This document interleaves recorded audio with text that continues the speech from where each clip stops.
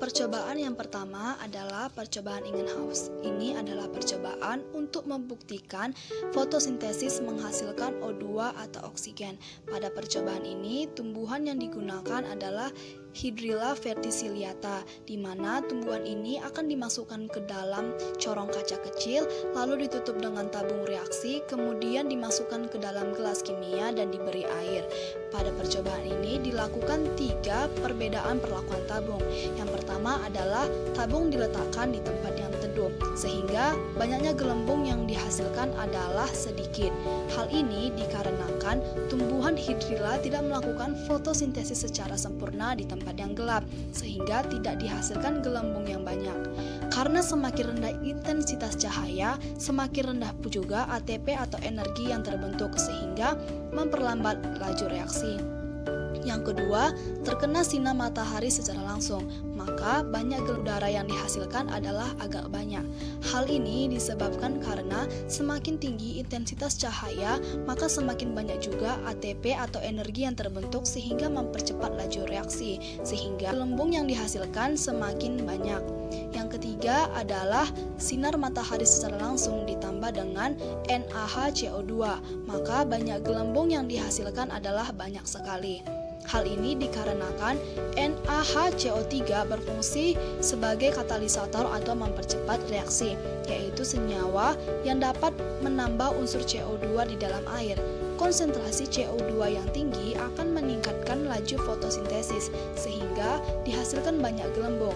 Percobaan ini merupakan percobaan yang menghasilkan banyak sekali gelembung. Yang kedua adalah percobaan Sachs. Percobaan Sachs adalah percobaan yang membuktikan bahwa fotosintesis menghasilkan amilom. Pertanyaan yang pertama adalah, setelah daun direbus dalam alkohol mendidih, warna daun menjadi berwarna pucat dan warna alkohol menjadi hijau kekuningan. Hal ini dikarenakan pada saat direbus dengan alkohol, maka klorofil yang ada di daun tersebut akan terlepas dari daun sehingga akan bersatu dengan alkohol, sehingga warna alkohol akan menjadi hijau kekuningan dan warna daun akan menjadi pucat karena klorofil yang ada pada daun terlepas dari daun karena direbus dengan alkohol.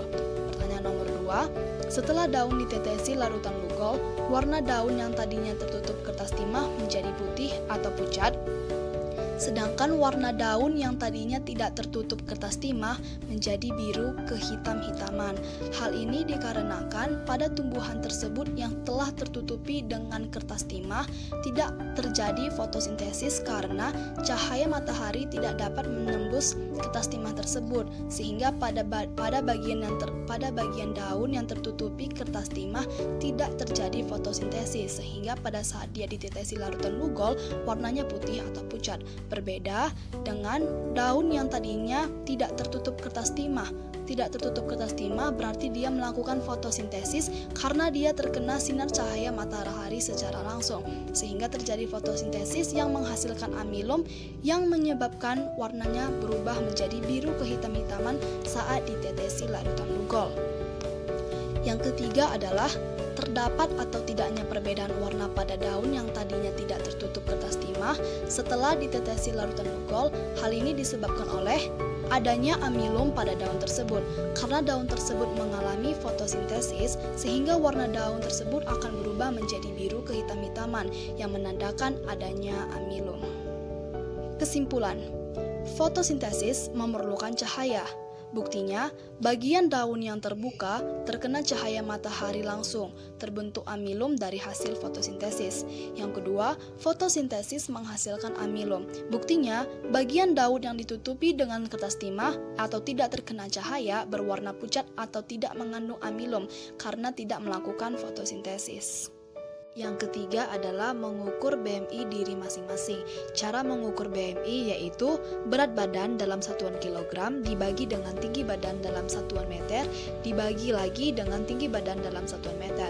Berat badan saya adalah 41,5 kg dan tinggi badan saya adalah 1,53 meter.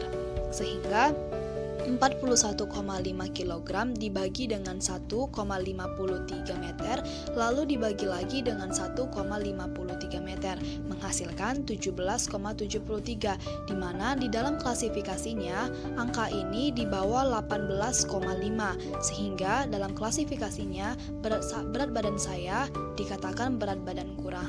Sekian dan terima kasih.